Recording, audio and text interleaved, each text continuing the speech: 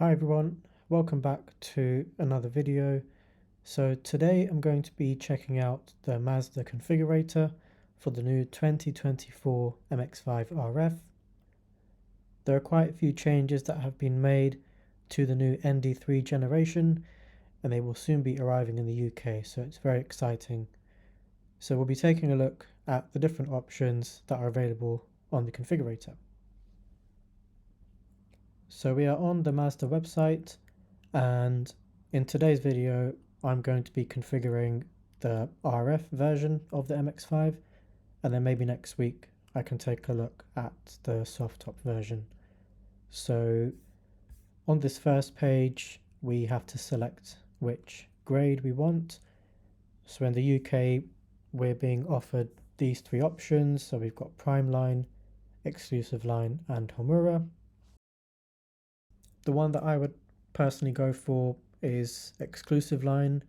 The reason for this is I think you get a really good list of options in this spec. So you get 16-inch wheels, black leather seats, the Bose sound system as well, which I think is very good. The reason why I wouldn't go for the Homura spec is it's a really big jump in price, so almost £5,000 difference. But you obviously do get a lot of additional features. So you get the BBS wheels, which I'm personally not a fan of. I don't really like black wheels on a car. I think the Mazda MX-5 looks better with silver wheels, so the original Mazda wheels. And also I think the Homura spec is a bit more track focused, so you get a lot of track related features. So you get the Recaro seats, the limited slip differential, the Brembo brakes. I think I think the RF is more of like a GT car, so more of like a touring car as opposed to like something I would take on a track. So that's why I would go for this spec here. Another thing that I've noticed is obviously the increase in price. So I think the MX-5 price has increased since last year. But what surprises me the most is I actually found out when the RF was launched in 2017, the starting price was around £23,000 to £24,000. So it has increased by quite a bit over the last few years, as has most other cars anyway. So we're going to select the Exclusive Line, and then on the next step we can select which engine we want. And I think for the RF I would definitely go for the 2-litre engine. Obviously the RF weighs slightly more than the soft top version, and I just think the 2-litre version of the engine choices is better suited, considering that extra weight that you've got on the car. And obviously we've got the manual gearbox as well, which is just great, really fun to drive.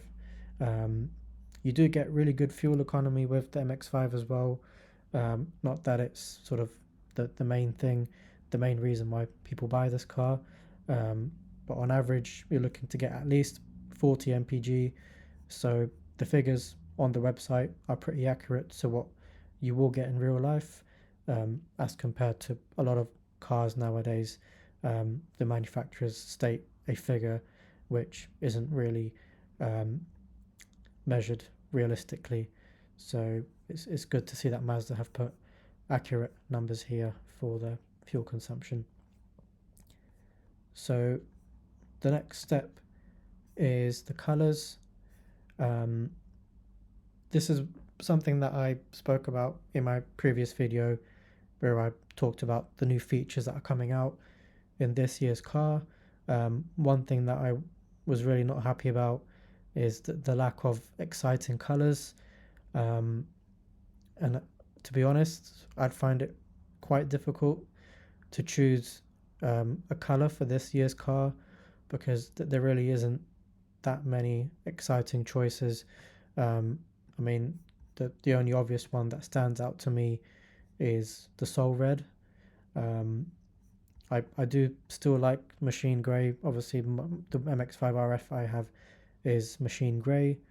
Um, so I would say it would either be between Soul Red, machine grey, or even uh, deep crystal blue, which looks very really nice. Um, but I think I would just have to go for Soul Red. Um, so we'll stick with that one.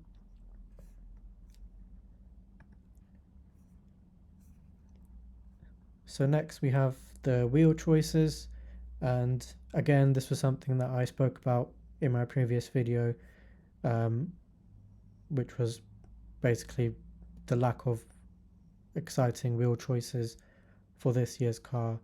Um, what I'm not quite happy with is that we're not able to select the original MX-5 ND wheels, which came on the previous year's car.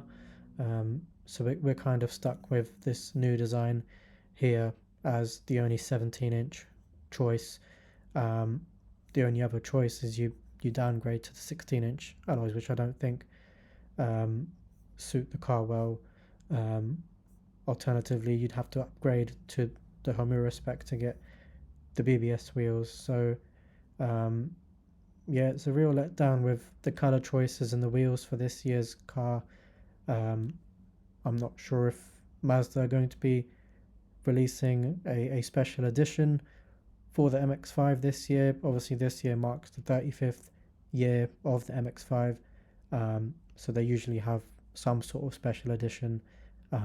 So maybe they are working on something that we don't know, but it would be really good if we could have more exciting colors, like some yellows or green, purple, just something that will make the car look, stand out on the road, and also more exciting wheel choices, and a bigger range that customers can select from. So next we will move on to the interior options, and again I feel like I'm really limited on choice, and to be honest I'm not a big fan of black leather interiors.